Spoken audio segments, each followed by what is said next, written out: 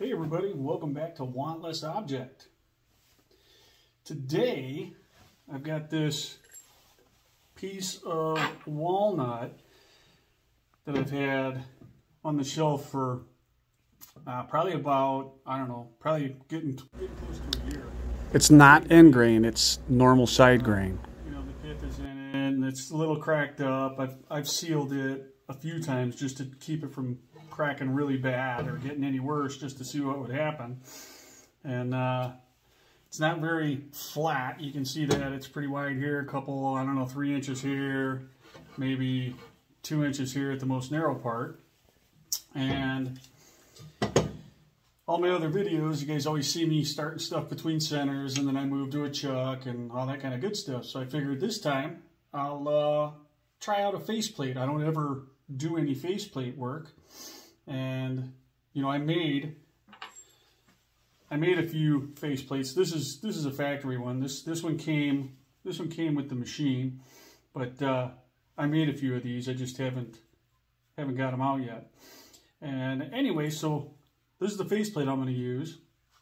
And you know, I was thinking that all the videos that I've seen, you know, people spend all this time, you know, cutting their blank out as a circle on the bandsaw, and you know, they mark the center, they drill a hole, they put it on a pin, and they put it on the saw, and they get it, you know, basically a decent circle.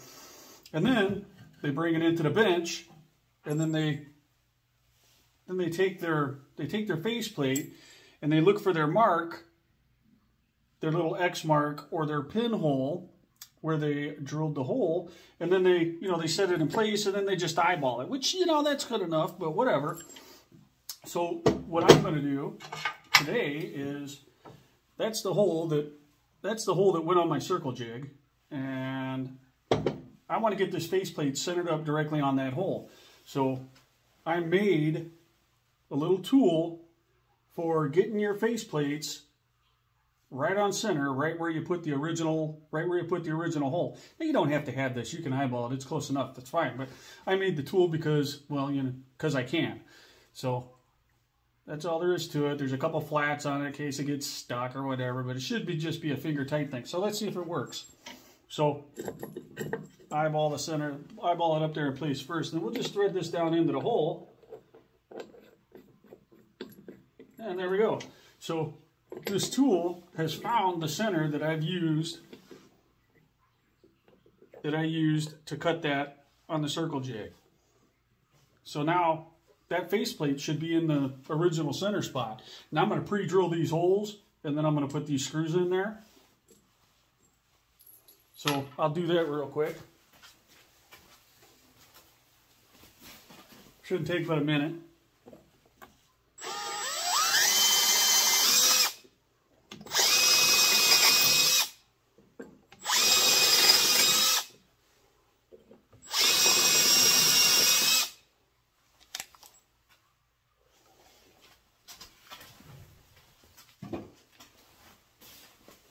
I gotta go get my other drill, so let me pause this. Okay, got my drill. Forgot to push record when I did the first few, but no big deal. It's just basically it's a nut driver.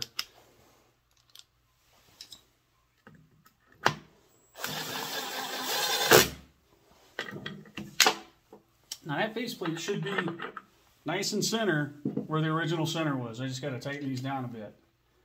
Make sure they're tight.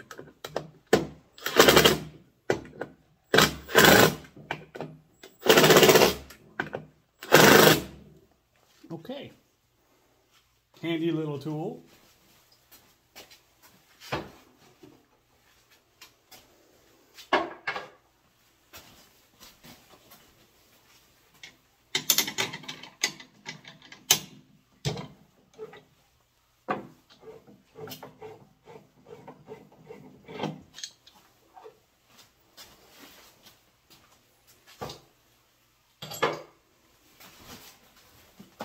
All right,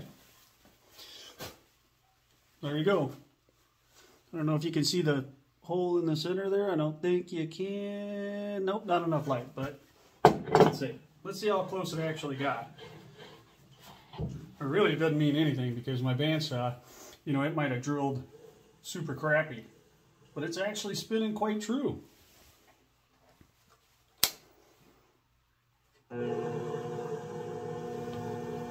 Let's move you over here, you get a better look at it.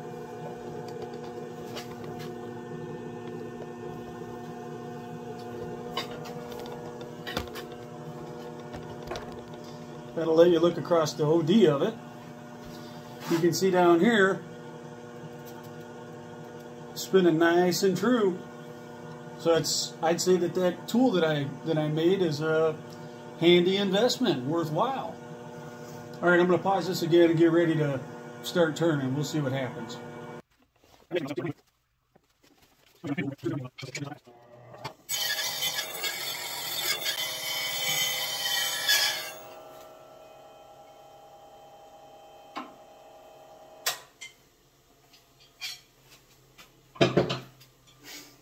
Oh, that joker looks awful sharp now.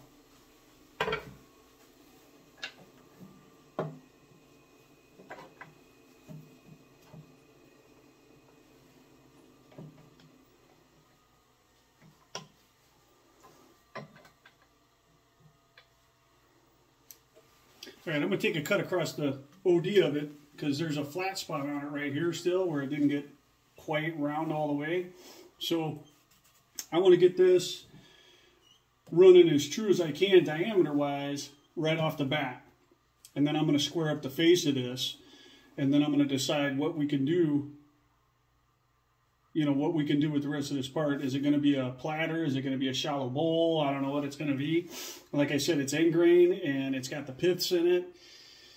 So there's a pith there. And there's the other pith right there. There's a crack here. Super. We're just going to turn it and start seeing what happens. Okay.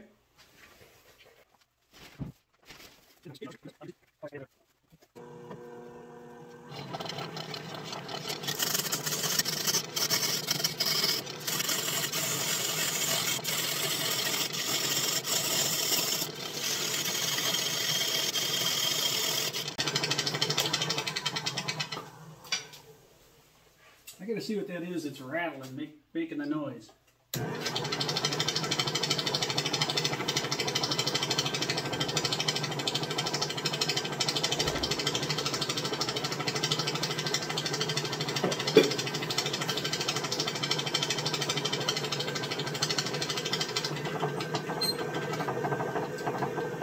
Oh, I didn't have my tailstock locked in place. That's what was making the noise. All right, that's better. Now we're not making a bunch of racket.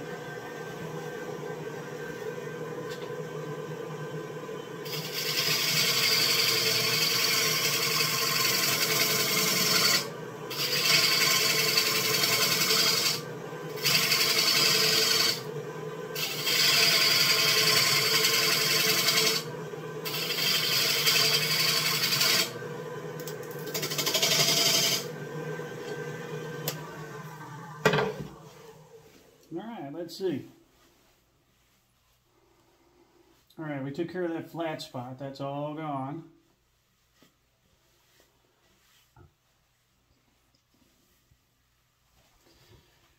All right, now we're going to flatten this face out.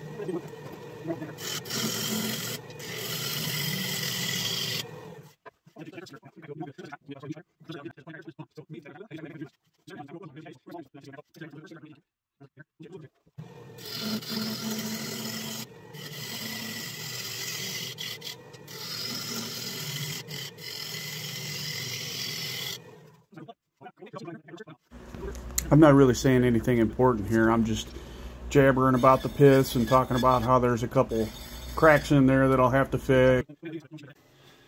Let's see, I don't know how well you guys can see it. That's the grind that I like to keep on my tools. Now when I get to the inside of it, I'll probably grind a bunch of relief on the heel to help me make the turn on the inside. And here we go.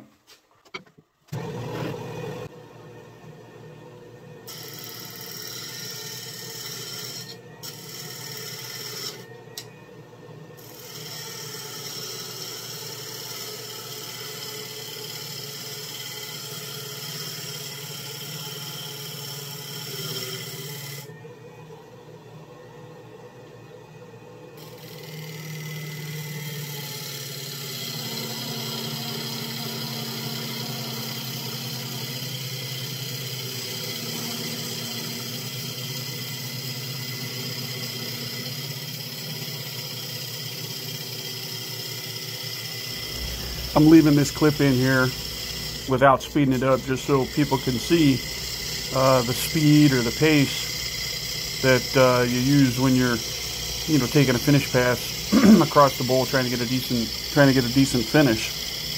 Most of the time you see everybody just fast forwarding through all this stuff, and I just left it in there just so the people who, I don't know, maybe if you're not a turner and you're watching my channel, just so you know how it actually works. So.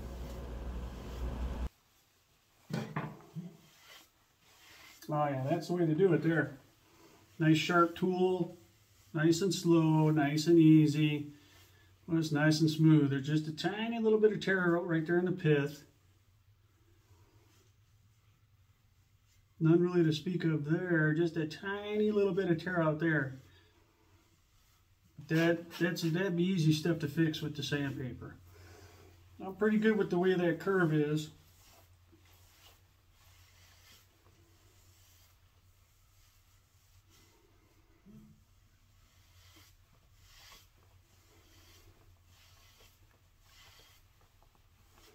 I'm going to do just a little bit of shear scraping on it just to try to smooth it out just that much more.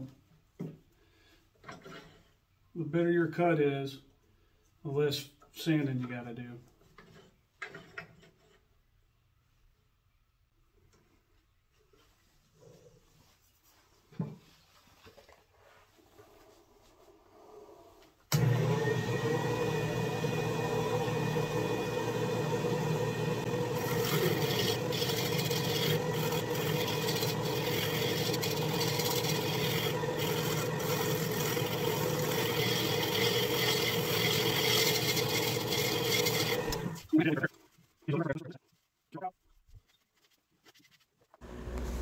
And again, that's just me jabbering about how pleased I am with my tool work and the shape of the OD of that bowl.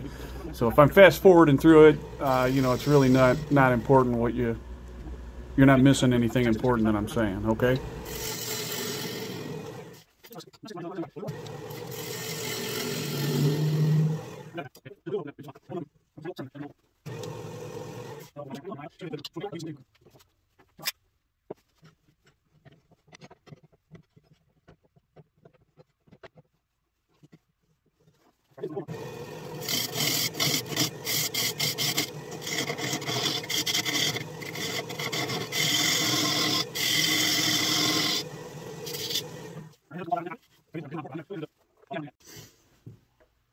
Okay, so we're going to make a glue block. That's basically a 3-inch faceplate. Factory, came with the machine. And that's just a piece of some yellow pine, I guess. Just some pine board. I'm going to true it up, cut it flat, put some lines in there so the glue will hold to it, and I'm going to fasten it to the bottom of my bowl blank that we just made a little bit ago.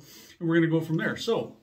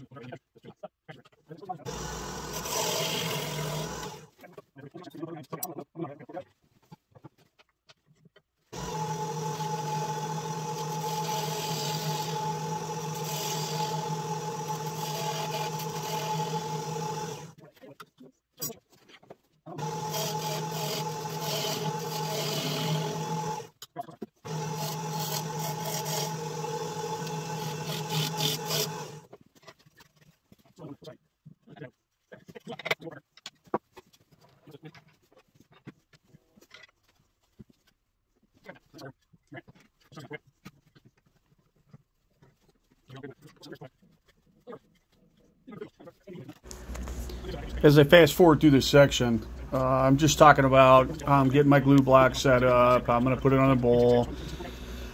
You know, I'm just using a normal, regular glue gun, like an industrial level glue gun, I guess. And that's all I'm doing, just getting it centered up as best as I can. And, you know, once you stick that glue, you know, if you mess it up, if you don't get it lined up, you're going to have to break it off or part it off and start over. But yeah, once you stick it on there, it's on there to stay.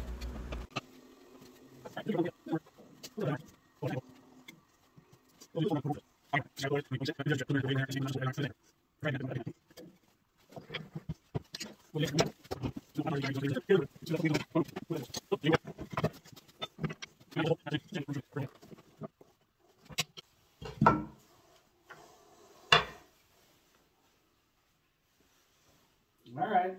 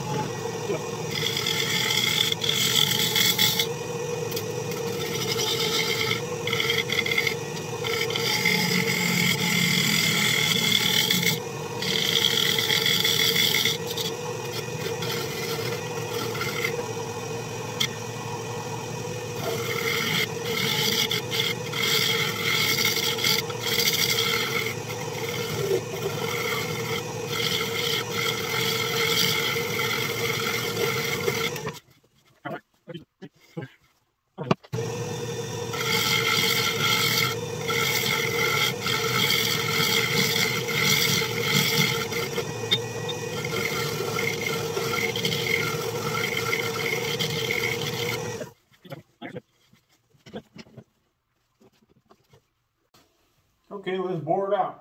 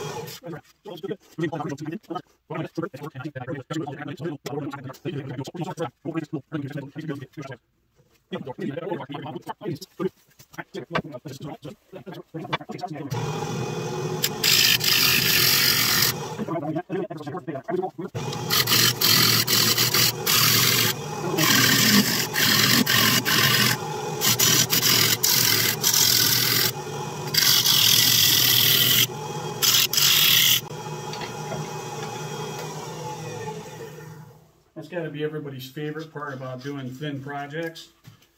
Oh, you got to be kidding me. I went through the side of the bowl right there. Oh my goodness. Would you look at that?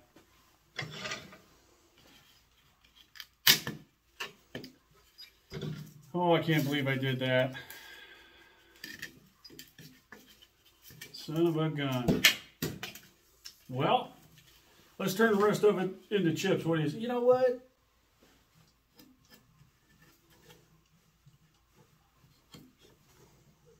Let's just turn it and see what happens. This is just going to be some eye candy now, so. Well, I really screwed that up. Let's just make some chips.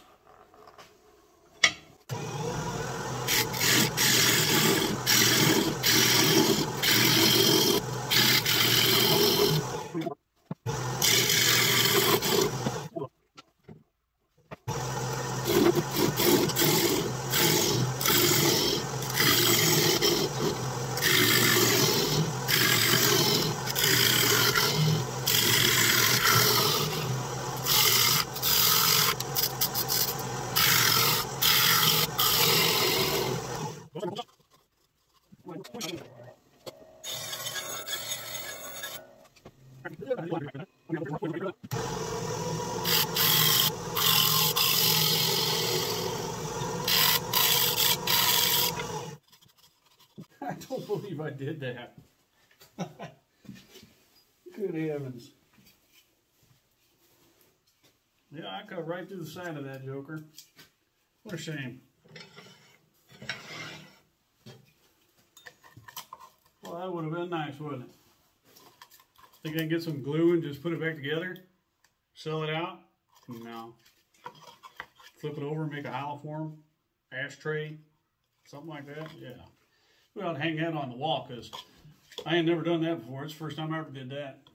I probably will hang it up as a trophy, as what to not do, what not to do. There we go. It's up there.